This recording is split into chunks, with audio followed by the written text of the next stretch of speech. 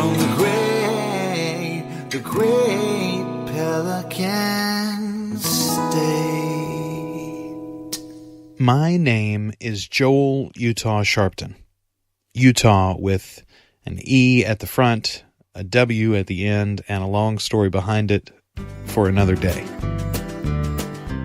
I was born in Morehouse Parish General Hospital on the morning of September 21st, 1981, 37 years ago today, as I released this podcast episode. I am, and have always been, a poor southern red-faced white boy. I'm the son of a carpenter and a school teacher, the grandson of a preacher and a cafeteria supervisor. I'm a podcaster, a writer, a father of 4, a twice-married husband of one beautiful redhead. I love Jesus and justice and LeBron James.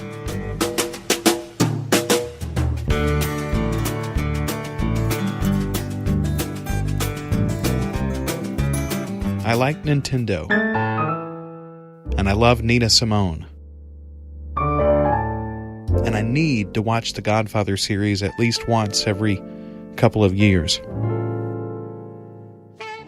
I grew up on Alfred Hitchcock on Nick at Night, and 80s comedies on HBO, and country music on my parents' radio. I love Katie Oslin, and Ricky Skaggs, and Elvis singing gospel music, and it's my Nana's, and my Daddy's, and my Mama's faults, respectively. 3 years ago, I started my own business.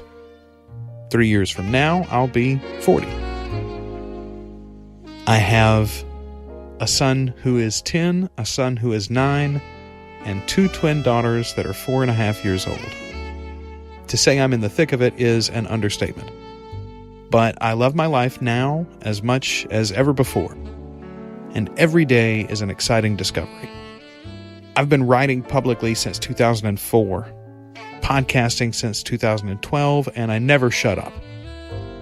I've told my story a bunch of ways to a bunch of people, but I've never told all of it, and I've never told it like this.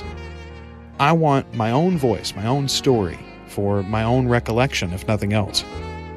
Maybe someday my kids will enjoy the ability to stroll through dear old Dad's mind in this snapshot of time.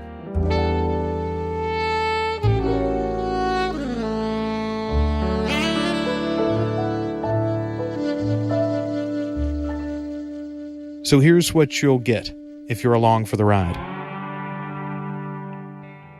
37 stories of me. One for every year so far, and all before I celebrate another trip around the sun. The people who made me, the things I love, how I got to where I am, in my head and my heart, and my home. 37 Sharpton stories, Joel flavored, every one. And all starting now with this one. When I think of my mom's car, I picture 2, no matter what she's driving currently. I think of a Mitsubishi Expo, the white marshmallow, which I might have a story for another day. And I think of the Grand Prix. It was gold, or champagne, or sickly yellow, depending upon who you're asking and what picture you're looking at. It was a 2-door, and it was, in my memory at least, roughly 30 feet long. In reality, I think it was a bit less. An early 80s model, 81 or 82, it was Mom's pride and joy before her loving children destroyed it slowly with their love over the rest of the decade. But the destruction started that very first year, with my head and the dashboard trim. I, of course, remember none of this, but I retell it as a reminder that I, and most or many of you likely, grew up at a time when such a thing could happen. Mom was carrying me, car seats weren't mandatory, in the front seat. Airbags didn't exist, of the Grand Prix, when she and Dad had an accident, and baby Joel was flung into the dashboard.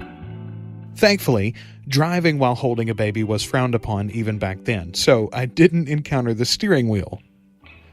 The dashboard of the early 80s Pontiac Grand Prix was expansive, faux wood grain in this model, and broken up only by a thick, shiny silver plastic piece of trim right down the middle horizontally.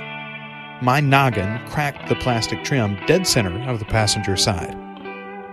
We rode that car to Alabama and Arkansas and all over Louisiana for more than a decade, and the trim was never replaced. Thankfully, my noggin didn't need replacing, and other than a bruise and a minor scratch, I was left with no permanent damage that we know of.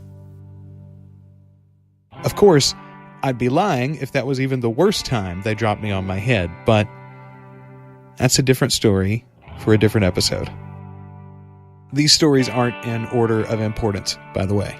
So, if I don't talk about you yet, or for a while, don't get your panties in a twist. I'm sure you're coming further on down the road. For now, I'm Joel. This is my story. Or one of them anyway. Thanks for listening.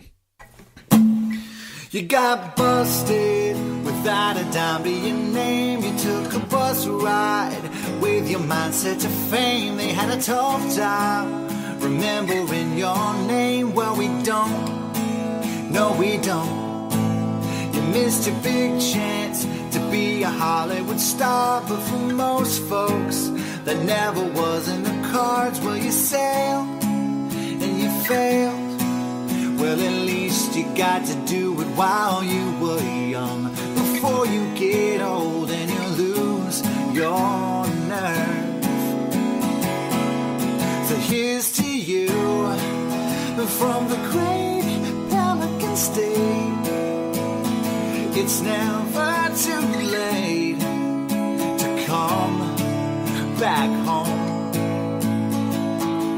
So here's to you for doing what you gotta do. We'll be waiting here with love in place from the great Pelican State.